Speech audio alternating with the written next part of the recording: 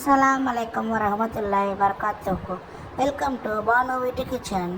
Video ஃபுல்லாக பாருங்கள். நம்ம சேனலை சப்ஸ்கிரைப் செய்யுங்க, ஃப்ரெண்ட்ஸ் அண்ட் ரிலேட்டிவ்ஸ்க்கு ஷேர் பண்ணுங்கள்.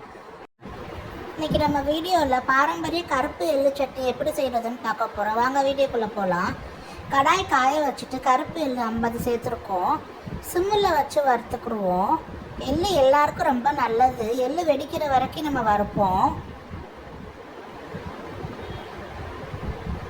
எள்ளு வெடிக்க ஆரம்பிச்சிருச்சு. இப்போ அடுப்பை ஆஃப் பண்ணிவிட்டு நல்லபடியாக ஆற வைப்போம்.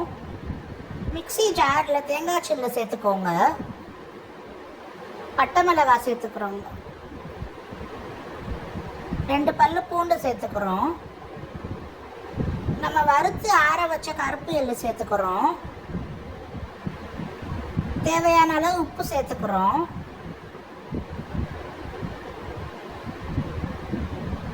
ஃபஸ்ட்டு பல்ஸ் மோடில் 2 தடவை பல்ஸ் பண்ணிவிட்டு அதுக்கப்புறம் நம்ம தண்ணி ஊற்றி அரைச்சிக்கிறலாம்.